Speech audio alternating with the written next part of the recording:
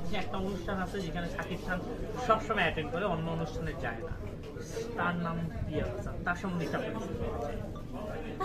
আচ্ছা, সব থেকে মজার ব্যাপার হচ্ছে আমরা কখনো কিন্তু শাকিব খানকে কোনো র্যাম ওয়ার্ক করতে দেখি নাই। তো প্রথমবার আমারও সুযোগ হয়েছিল সেম স্টেজে, তখন আমি আসলে ও কিন্তু ছিল ছোট, মানে আরো তো 2 বছর আগে হয়েছিল। হ্যাঁ হ্যাঁ, Dhaka fashion. Dhaka last year. ও লাস্ট ইয়ারে হয়েছিল। তো তখন মজার ব্যাপার হচ্ছে কি একই স্টেজে শাকিব খান আমরা হাঁটতেছি, এটা হয়েছে পিয়াল ভাইয়ের জন্য।